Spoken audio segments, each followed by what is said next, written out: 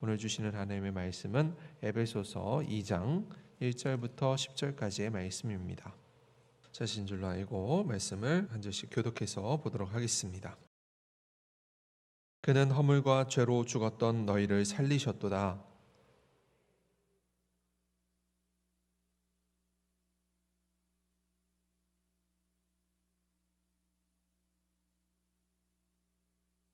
전에는 우리도 다 그 가운데에서 우리 육체의 욕심을 따라 지내며 육체와 마음에 원하는 것을 하여 다른 이들과 같이 본질상 진노의 자녀이었더니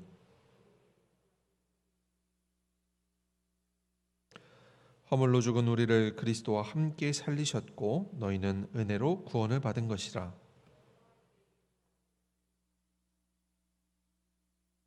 이는 그리스도 예수 안에서 우리에게 자비하심으로써 그 은혜의 지극히 풍성함을 오는 여러 세대에 나타내려 하심이라.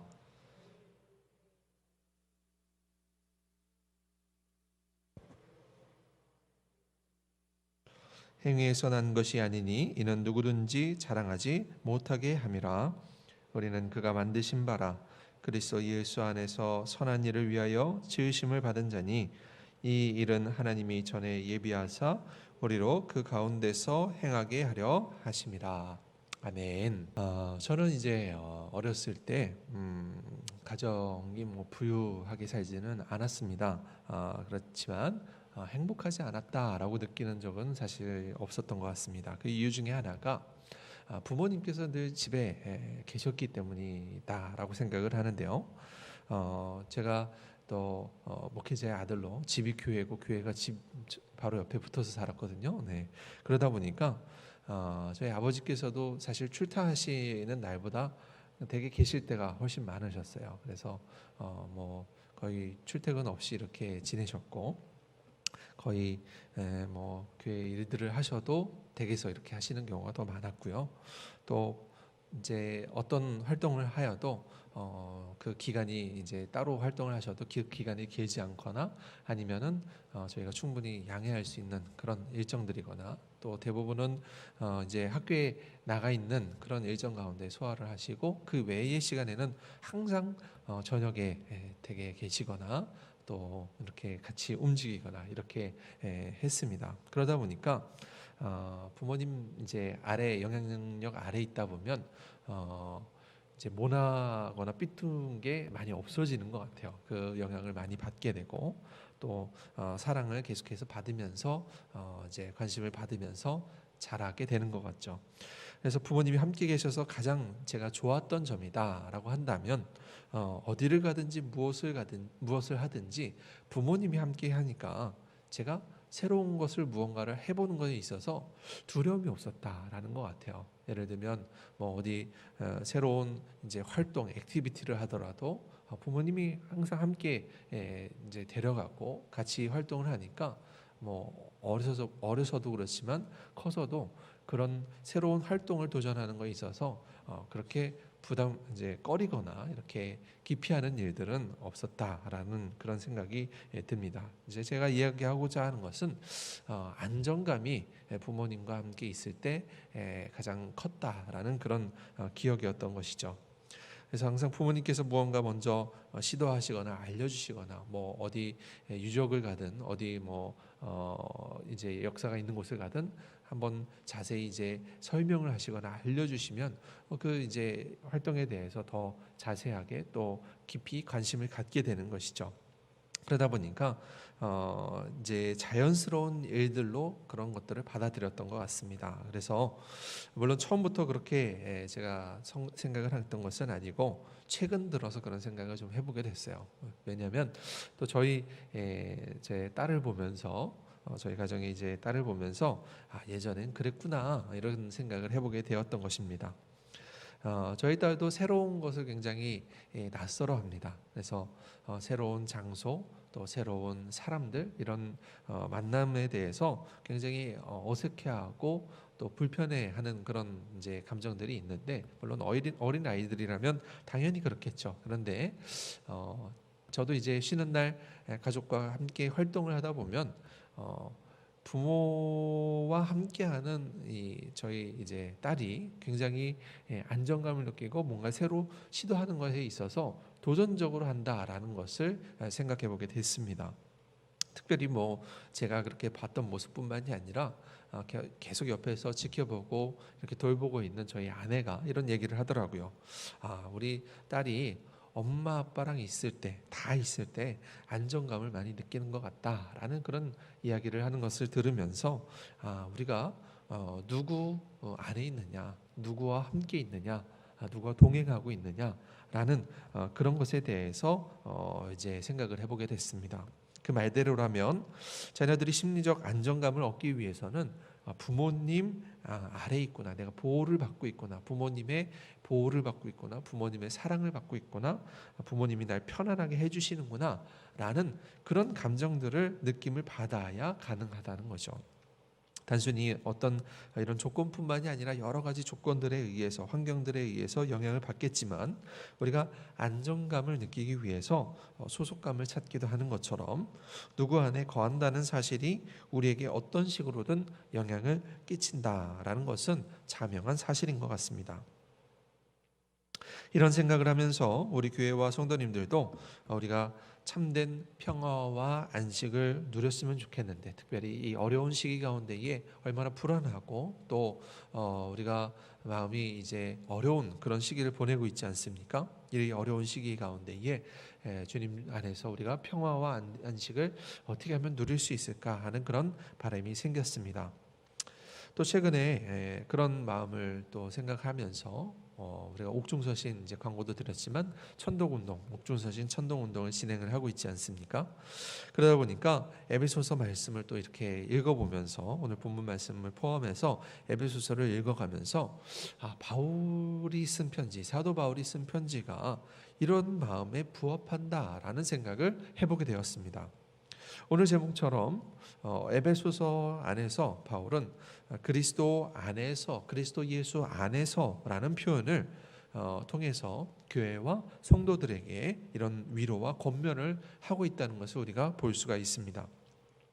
특별히 바울은요, 이 그리스도 예수 안에서라는 이 표현을 그의 모든 서신서를 통틀어서 164회에 걸쳐서 이제 설명을 하고 있을 만큼, 표현을 하고 있을 만큼, 사용할 만큼 굉장히 이 단어에 대해서, 이 표현에 대해서 중요하게 생각을 하고 있습니다. 그리고 이 164회 중에 옥중서신, 우리가 천독을 하고 있는 이 옥중서신 안에서 그 안에서만 90회 정도 사용을 되었다고 하니까 굉장히 비중 있게 설명을 하고 있다라는 것을 알 수가 있는 것이죠.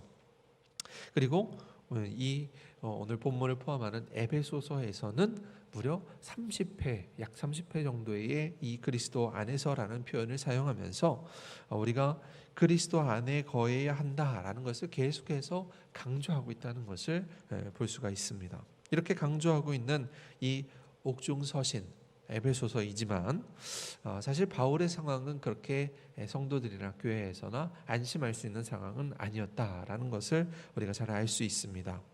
왜냐하면 바울이 이제 옥중서신이라는 이름처럼 로마의 감옥에 갇혀 있기 때문에, 옥중간에 있기 때문에 성도들과는 만날 수 없고 대면할 수 없는 상황이었다는 거죠.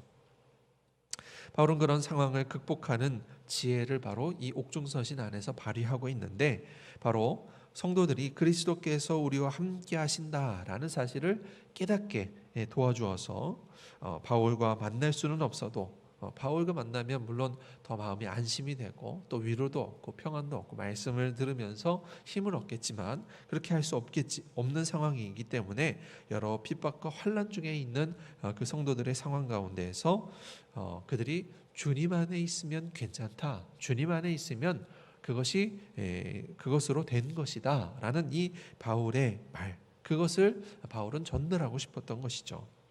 따라서 오늘 우리도 이 에베소서의 말씀을 나누면서 그리스도 예수 안에 있는 나, 그리스도 안에 있는 우리의 모습을 깨닫고 우리가 그 사실을 함께 이뤄가면서 이 험난한 시기를 함께 이겨나가게 되기를 간절히 소망합니다. 오늘 본문인 에베소서는 다른 서신서들이나 옥중 서신서와는 조금 구별되는 특징이 한 가지 있습니다. 다른 서신서들은 이제 읽어보셨고 또 살펴보셨으면은 그런 사실들을 이제 어느 정도 아실 수 있는데, 특정한 교회들이나 또는 성도들을 향해 정해진 어떤 일정한 내용이 이제 정해져 있습니다. 그런데 에베소서는 에베소 교회뿐만이 아니라 일반적인 교회들을 향해서 권면하는 말씀으로 읽을 수 있을 만큼 이 내용이 굉장히 보편적인 내용에 해당한다라고 볼 수가 있습니다. 그래서 다른 서신서들처럼 에베소 교회의 어떤 특정한 상황이나 어떤 문제가 있기 때문에 바울이 이 서신서를 쓴 것이 아니라, 그것을 반영한 것이 아니라, 그런 경우에는 바울이 보통 그런 문제가 있기 때문에 그런 것이 아니다, 또는 이런 것이다, 너희가 이렇게 해야 된다, 이런 식의 변증이나 변론을 하는 그런 좀 강력한 어조를 사용하는 그런 편지들을 많이 쓰는데, 에베소서는 그렇게 하지 않았다는 거예요. 그래서 교회와 성도들이 어떤 조치를 취해야 한다, 그런 권면들이 아니라 오늘날 살아가는 우리들에게 있어서도 이 말씀이 얼마든지 쉽게 다가올 수 있고 실제로 이것을 신앙생활에 적용하는데 큰 어려움이 없다, 충분한 것이다라고 우리가 이제 생각해 볼 수가 있겠습니다. 대표적으로 고린도 서신서 같은 경우는 고린도 교회의 내부적인 어떤 분열이나 또는 우상에게 바쳐진 음식이나 또는 부활의 문제 등 여러 쟁점들이 있어요. 그 교회나 성도들이 그 지역에 있는 문제들이 분명히 있기 때문에 그것에 대해서 경고하거나 그렇게 해야 된다, 그렇게 또는 하지 말아야 된다, 이런 어떤 쟁점에 대해서 논증적 성격을 담고 있는 것이 다른 선신서들이 가진 특징입니다. 에베소서는 바울이 어떤 것에 대해서 그래서 급한 그런 필체를 써내려가지 않습니다. 급하게 뭐 이렇게 했기 때문에 이렇게 해야 된다, 이런 필체가 이제 그런 어조가 없고, 또는 어떤 빠른 조치를 바라면서 명령하는 것이 아니라 신앙적인 성장을 바라가면서 기독교에 있어서, 교회에 있어서, 성도들에게 있어서 좋은 지침들, 어떻게 해야 할 것인가, 그런 우리의 행위에 대해서 생각해 보게 만드는 내용들을 담고 있습니다. 그런 면에서 이 에베소서는 교회와 성도들의 생활이라는 핵심적인 가치들을, 주제에 대해서 이야기를 하고 있는데, 이것을 한마디로 정의한다면 교회론이다라고 볼 수가 있습니다. 이 바울의 교회론, 교회관에 대해서, 가치관에 대해서 굉장히 잘 정리하고 담고 있는 내용들이다라고 보시면 되겠 것 같아요. 그래서 에베소서의 전반부에서 보면 이 하나님의 구속사에 대해서, 교회 전체적인 그런 교리들에 대해서 논리적으로 설명하는 부분을 다루고 있고, 후반부에는 실제적으로 우리가 삶에서 다뤄야 하는 신앙적인 주제들, 그런 거에 대해서 이야기를 나누고 있습니다. 그래서 오늘 본문 3절에도 보면 우리가 본질상 진노의 자녀인데, 이런 우리가 어떻게 구원의 은혜에 참여하고 있고 또 우리는 무엇을 지향하며 살아야 할지에 대해서 오늘 이야기하는 것이 오늘 말씀의 배경이다라고 이해하시면 될 것 같습니다. 오늘 말씀에서 눈에 들어오는 표현인 이 본질상 진노의 자녀라는 그 표현, 그 사람들은 어떤 사람일까요? 우리가 말씀을 읽고 묵상하면서 제가 겪었던 한 경험이 떠오르게 되었는데 잠깐 나누려고 합니다. 본질상 진노의 자녀를 생각하면서 이런 경험이 떠올랐어요. 제가 지금은 이제 하고 있지는 않지만 예전에는 취미로 또 운동으로 자전거를 많이 탔었습니다. 그래서 이제 시간적 여유가 있을 때, 학업을 하다가 이렇게 좀 시간적 여유가 있을 때 짧게는 한 40km 이제 타기도 하고, 길게는 60km, 막 70km 이렇게 자전거를 타기도 했는데요. 그때가 이제 제가 대학원을 좀 다닐 때였는데, 대학원을 다니면서 하루는 좀 수요일에 여유 시간이 있어서 오후에 이제부터 시간이 돼서 그러면 오늘은 교회에 자전거를 좀 타고 가봐야겠다라는 그런 생각을 해봤습니다. 그래서 조금 이제 자전거를 타고, 학교가 이제 제가 서대문에 있었는데 서대문에서 또 교회는 도봉에 있었어요. 그래서 도봉까지 좀 긴 거리입니다. 먼 거리인데 한강을 타고 한강을 보면서 이렇게 천천히 가려고 이제 출발을 했습니다. 가려고 보면 이렇게 길이 쉬운 길은 아니에요. 이렇게 한강을 쭉 타고 가다가 또 지류인 중랑천이라는 그 천을 타고 쭉 올라가야 되거든요. 한참을 올라가야 되거든요. 근데 그런 계획을 갖고 출발을 했는데, 제가 이제 염려스러운 부분이 하나 있었다면, 그 길을, 그 도로를, 그 자전거 도로죠, 자전거 한강변 도로를 제가 한 번도 가보지 않았다는 거예요. 교회까지 가는 길을 가보지를 않았습니다. 처음 가봤습니다. 어떻게 가야겠다, 이쪽을 가다가 어디쯤에서 이렇게 빠지면 되는구나 라는 그런 감은 제가 있었는데, 구체적으로 어떤 길을 타야 되는지에 대해서는 사실 잘 몰랐습니다. 그래서 어찌저찌 이제 가다 보니까 그 한강에서 빠져서 이제 지류를 타고 올라가는 길을 이제 타기 시작을 했는데, 얼마 정도 이제 가다 보니까 저랑 같은 방향으로 한 그 자전거 타시는 남성분이 이렇게 앞서서 가고 있는 것을 발견을 했어요. 그래서 저랑 한 10분 정도를 계속해서 같은 방향으로 이렇게 가다 보니까, 이분을 따라가면 조금 쉽게 가겠구나. 그래서 좀 잘 타시는 분인데, 제가 조금 지치지만 계속해서 잘 따라서 이렇게 속도를 올려서 잘 따라서 가고 있었습니다. 그렇게 얼마 정도 달렸을까요? 그런데 조금 이제 시간이 지나서 이제 가다 보니까 갑자기 여기는 어디지?라는 그런 생각이 드는 낯선 장소에 와 있더라고요. 그래서 제가 상상하고 생각했던 그런 계속 천변을 따라가고 가야 되는 그런 풍경과는 다르게 이렇게 건물들이 많이 들어서 있고 좀 좁은 그런 길들이 나오는 걸 보면서 이게 이 길이 아니구나라는 그런 생각이 갑작스럽게 들게 되었습니다. 그래서 이제 멈춰서서 주변을 확인하고 보니까, 제가 아까 중랑천을 타야 된다고 말씀을 드렸는데 가고 있는 곳이 청계천을 타고 가고 있더라고요. 다시 서대문 방향으로 지금 돌아서 가고 있는 그런 잘못된 길을 타고 있었습니다. 제가 앞 사람만 보고 가다 보니까 전혀 다른 방향으로 가서 길을 들어섰던 것이죠. 어떻게 되었을까요? 다시 적잖은 시간과 노력을 들어서 다시 반대 방향으로 나와서 올바른 길을 찾아가야만 했습니다. 그럴 때 이제 돌아오면서, 그 시간이 기니까 돌아가면서 이런 생각을 해보게 됐습니다. 우리 인생도, 우리 신앙도 잘못된 길로 들어서서 한참을 가다 보면 그만큼 다시 돌아오는데 많은 노력과 시간들이 분명히 들게 되는구나라는 그런 생각을 해봤습니다. 이를 성경에서도 구체적으로 잘 묘사를 하고 있는데, 바로 시편 1편의 말씀이 이제 그런 것에 대해서 잘 설명하고 있는 말씀입니다. 우리 시편 1편 1절의 말씀 함께 제가 띄워드릴 텐데 함께 보도록 하겠습니다. 함께 읽습니다. 시작. 복 있는 사람은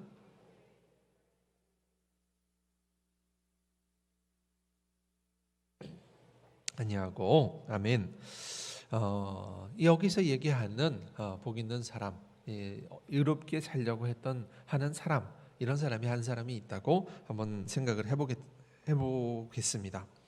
어떤 사람이 의롭게 살려고 결심을 했는데, 그 사람이 그렇게 결심을 했다 하더라도 주변에서 얼마든지 다른 이제 생각들, 악한 꾀에 대해서, 여기서 이제 성경에서 얘기하는 악한 꾀에 대해서 이야기를 하기도 하고 빌려주기도 합니다. 처음에는 그 꾀를 따르지 않으려고 생각하겠지만, 어떤 상황에, 어떤 특정한 조건에 있어서 그것이 괜찮다, 좋아 보인다 라는 그런 생각이 들어서 넘어가게 되면, 악한 꾀를 한 번, 두 번 이렇게 따라가다 보면 어느샌가 그 자신이 죄 가운데, 죄의 길 가운데에 들어서 있는 것을 발견하게 된다는 것입니다. 죄의 길로 들어서는 것이 처음부터 어떤 심각한 중범죄들, 살인을 한다든지 강도를 한다든지 사기를 한다든지 절도를 한다든지 처음부터 이렇게 무거운 죄들로 시작하는 사람은 사실 많지 않습니다. 죄를 지은 사람들을 보다 보면 사소한 어떤 거짓말에서, 또는 우연히 자신이 어떤 직업을 취득하면서 그에 대한 욕심이 생겨서 이런 부당한 이득을 취함으로써, 또는 어릴 적에 받았던 어떤 이제 폭력적인 영향으로부터, 그런 것들로 시작해서 죄의 길로 들어서는 경우들이 많다라는 것을 우리가 알게 됩니다. 잘못된 길은 본질적으로 진노의 자녀로 살아가도록 만드는 죄성에서 시작한다는 것이죠. 바울은 그걸 가르치고 있는 것입니다. 그리고 잘못된 길에서 돌이키도록 만드신 분에 대해서도 바울은 이렇게 소개하고 있습니다. 그분이 누구인가요? 바로 예수 그리스도라는 것이죠. 그에 대해서 바울은 뭐라고 이야기합니까? 에베소서 2장 1절에 보면 이렇게 얘기하죠. 그는 허물과 죄로 죽었던 너희를 살리셨도다. 에베소 교인들을 향해서 너희들을 살리셨도다. 그가 너희들을 살리셨도다 라고 얘기를 하는 겁니다. 그러나 바울은 에베소 교인들만을 사실 특정하여서 이야기하지 않고 있습니다. 1절에서는 허물과 죄로 죽었던 너희에 대해서 이야기를 하지만 2절에도 그때에는 너희는 그 가운데서 죄 가운데 행하였다라고 이야기를 하지만 그 뒤에 가서는 사실 그 문제가 모두의 문제다라는 것을 밝혀서 이야기를 하고 있습니다. 그것에 대해서 다시 한번 풀어서 설명을 하는데 너희라고 이야기하던 바울이 3절에 가서는 이렇게 바꾸어서 이야기를 하고 있습니다. 3절 말씀 우리 함께 보도록 합니다. 시작. 전에는 우리도 다 그 가운데서 우리 육체의 욕심을 따라 지내며 육체와 마음에 원하는 것을 하여 다른 이들과 같이 본질상 진노의 자녀이었더니 우리 모두가 차이가 없다는 이야기가 되는 것이죠. 우리 모두가 죄인이었고 또 다른 이제 그리스도 예수님을 알지 못하는 이들과도 사실은 차이가 없다. 다른 이들과 같이라는 그런 이야기를 하는 것입니다. 똑같이 본질상 진노의 자녀다라고 이야기하는 것입니다. 여기서 이야기하는 본질상 진노의 자녀라는 말은 우리가 진노, 화를 잘 내기 때문에 진노의 자녀인 것이 아니라 본래적으로 사람 안에 내재되어 있는 어떤 죄성으로 인해서 우리가 하나님의 진노를 받을 수밖에 없는 사람이라는 그런 의미가 담겨 있는 말입니다. 쉽게 이야기하자면 우리가 살아오면서 만들어진 어떤 후천적인 죄들로 인해서 우리가 본질상 진노의 자녀가 된 것이 아니라 우리는 하나님 앞에 원래 죽을 수밖에 없는 인생들이었다라고 바울은 가르치고 있는 것입니다. 그런데 그 받을 수밖에 없는 죄, 그 진노에 대해서 어떻게 되었다라고 바울이 설명을 하나요? 하나님의 사랑으로 그리스도로 인하여서 해결이 되었다라고 이야기를 하는 것입니다. 그래서 그 4절에 가서 보면 그 큰 사랑을 인하여 하나님의 큰 사랑으로 인해서 그 문제가 해결되었다라고 이야기하고 5절에서는 그 해결이 은혜이다라고 얘기하며 8절에 가서는 그것이 하나님의 선물이다라고 이야기하고 있습니다. 이것은 우리의 어떤 능력이나 우리의 어떤 행위의 결과, 어떤 선한 행위의 결과로 주어지는 것이 아니다라는 말이죠. 우리는 원래 망할 수밖에 없는 인생, 진노를 받을 수밖에 없는 인생이지만 하나님께서 우리를 사랑하셔서 은혜를 베푸시고 구원하셨다라는 것을 에베소서 안에서 이 서신서 안에서 자세하게 풀어내고 있는 것입니다. 왜 이렇게 바울이 자세하게 이야기를 하고 있을까요?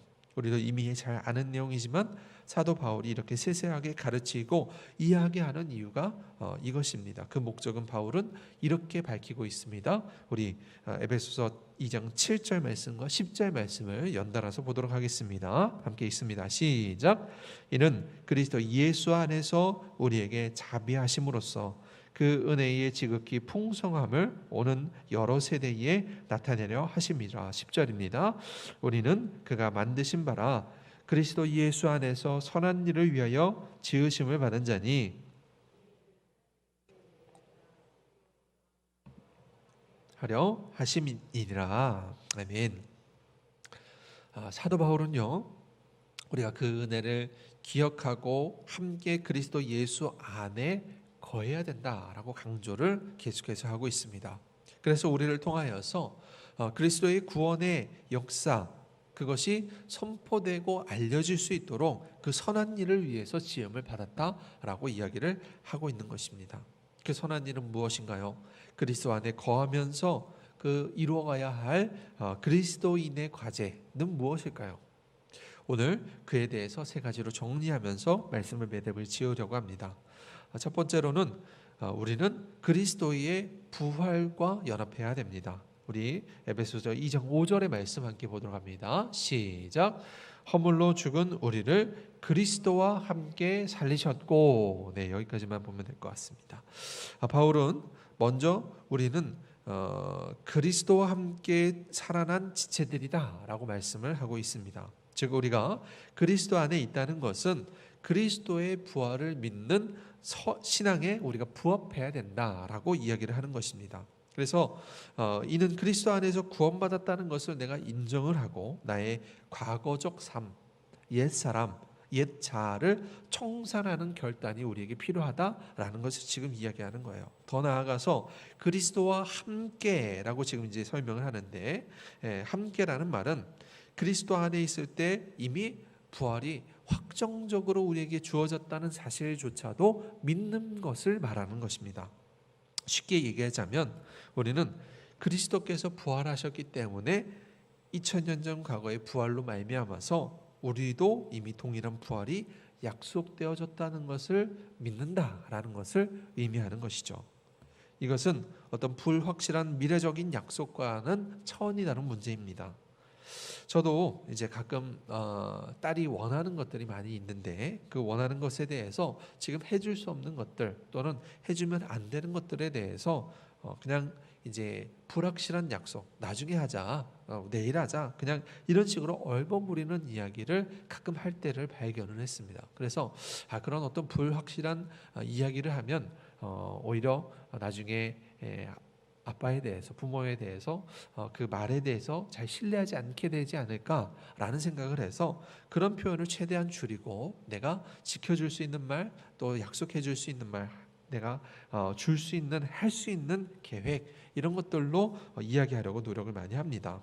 그래서 그것이 부모와 자녀 사이에 신뢰를 깨트리지 않는다라는 것을 더 잘 알게 됐어요. 그래서 제가 하는 말에 대해서 잘 믿고 그것을 지켜줬을 때 부모에 대해서, 아버지에 대해서 이것을 약속한 것을, 말한 것을 지켜주는 분이라는 그런 의미로 받아들이게 될 때 어떤 것을 이제 이야기하든지 나중에 함께 신뢰의 관계 안에서 우리가 그 관계를 이루어갈 수 있다라는 것을 생각을 해보게 되었던 것이죠. 마찬가지로 주님께서 우리에게 약속하신 이 부활은 이루어질 수도 또는 아닐 수도 있는 것이 아니라는 겁니다.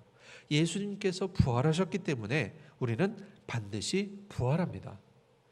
사도 바울은 이에 대해서 고린도전서에서 만약 죽은 자의 부활이 없다면 그리스도의 부활도 없는 것이고, 그리고 그를 믿는 우리도 불쌍한 자이다라고 이야기하면서 그리스도께서 잠자는 자들의 첫 열매가 확실하게 되셨다라고 주장하면서 가르치고 있습니다.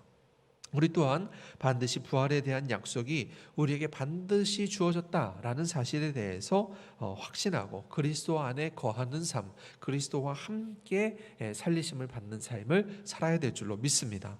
그런 부활의 은혜, 구원의 은혜에 대한 확증이 그리스도 안에 거하는 저와 여러분 가운데 이루어지기를 간절히 소망합니다. 두 번째로 그리스도의 승천과 우리는 연합해야 합니다. 우리 6절 전반부 짧은 말씀 함께 보도록 하겠습니다. 시작. 또 함께 일으키사라는 부분만 보시면 될 것 같아요. 두 번째로 바울은 우리가 그리스도 안에서 함께 일으켜진 사람들이다라고 이야기를 하고 있습니다.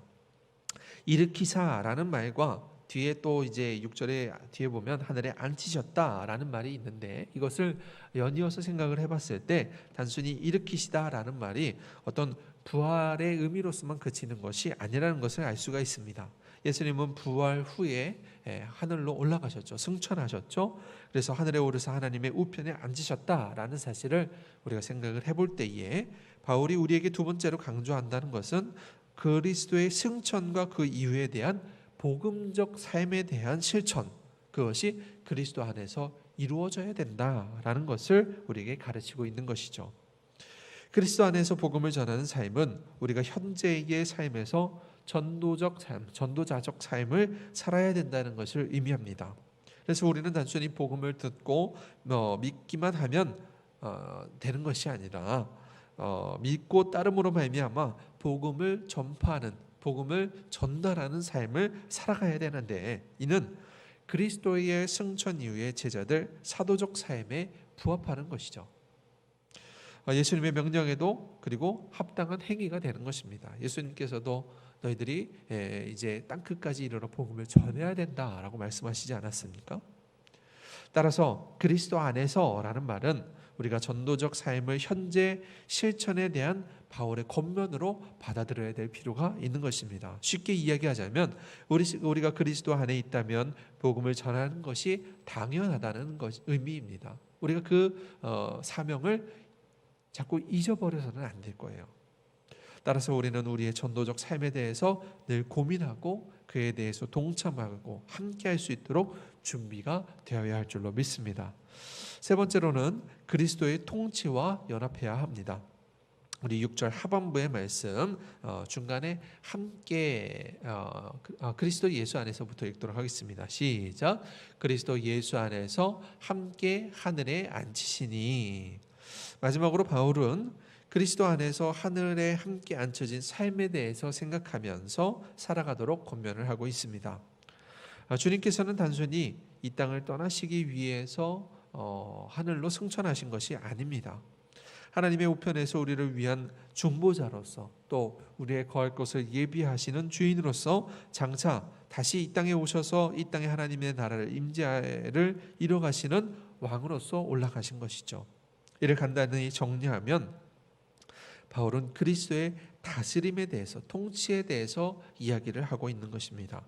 그리스도 안에 있다는 것은 그분의 통치하심을 믿는다는 이야기입니다. 그분의 통치하심은 그분의 생각과 뜻을 이해하고 그 뜻을 이뤄가는 자로 살아간다는 의미인 것입니다. 그래서 그리스도 안에서 내 주권, 내 생각을 주장하지 않고 주님의 다스리심을 받았을 때에 가장 미래적이고도 가장 하나님 나라에 가까운 삶을 우리가 살아갈 수 있다라는 것을 깨달아야 됩니다.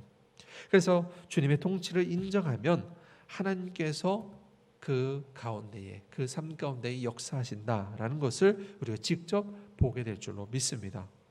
이 땅의 삶이 혼란하고 복잡한 이유 중에 가장 큰 이유는, 제가 생각하는 가장 큰 이유는 우리뿐만이 아니라 그리스도인뿐만 아니라 모든 이 땅에 사는 사람들이 삶의 주도권을 절대로 놓지 않으려고 하기 때문이다라고 생각합니다.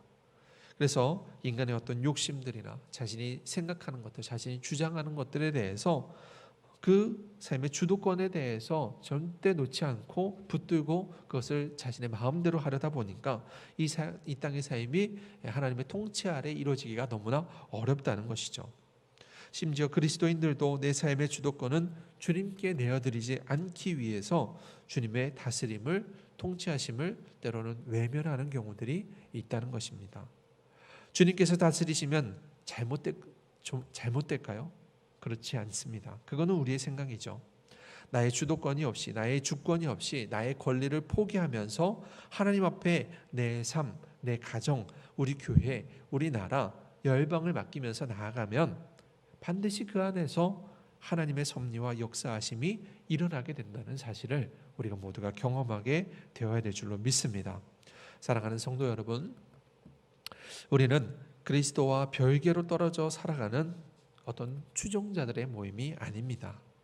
그리스도와 함께, 그리스도와 연합하여 더 나아가서 그리스도 안에서, 이것을 바울은 이렇게 강조합니다. 엔 크리스토라는 표현, 그리스도 안에서 주님과 하나 되어서 과거적, 현재적, 미래적 나의 삶을 맡겨드리는 인생들이 되어야 한다는 것입니다. 특별히 바울은 에베소 교인들과 대면할 수 없는 이런 상황 가운데에서 그들이 불안해하고 또 공포 가운데 있고 절망적인 가운데 있을 때에 사람 바울에 대해서 의지하지 말고 그리스도 안에서 믿음을 지켜나갈 것을 굳게 이야기했습니다.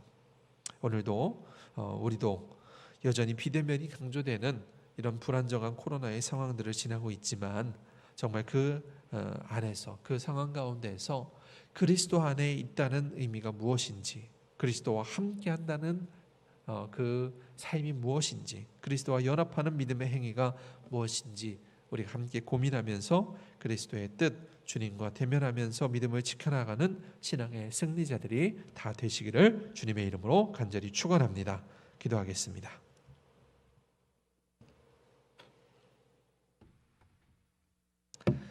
주님, 이 어려운 나라와 민족과 또 세계 열방의 상황 가운데에, 이 전염병의 상황 가운데에 이런 상황을 겪게 하신 것은 우리가 정말 주님의 그 사랑과 은혜와 또 우리와 함께 하시는 그리스도 안에 있는 삶에 대해 다시 한번 고민해 보게 하시려는 주님의 뜻이 분명히 있는 줄로 믿습니다. 우리 사랑하는 모든 성도들이 그리스도 안에서 그리스도와 별개로 떨어져 살아가는 삶이 아니라 그리스도와 연합하여 함께 동행하는 삶, 그와 함께 동행하는 뜻, 그 안에 거하는 행위가 무엇인지 분명히 고민하고 우리 삶에 이뤄가는 삶을 살게 인도하여 주시기를 간절히 원합니다. 그래서 분명히 과거적 나의 삶을 버리고 온전히 나를 구원하신 구원의 은혜, 부활의 신앙, 그것을 다시 한번 붙들게 하시고 현재적 삶에서 복음을 전하며 또 복음의 전달자로 살아가는 것이 어떤 의미인지, 어떤 행위들로 살아가야 하는지 다시 한번 고민하게 하시며, 또 미래적 삶, 내가 그리스도와 함께 주님의 통치하심을 받는 인생으로서 살아간다는 의미가 무엇인지 고민하면서 우리의 삶을 그리스도 안으로 이끌어 드릴 수 있는 삶이 되게 인도하여 주시옵소서. 그래서 우리가 서로 대면하기 어려운 상황에 있다 할지라도 정말 주님과만큼은 대면하며 주님과만큼은 동행하며 주님 안에 늘 거하며 살아가는 귀한 인생들이 다 될 수 있도록 인도하여 주옵소서. 감사드리며 예수님의 이름으로 기도하옵나이다. 아멘.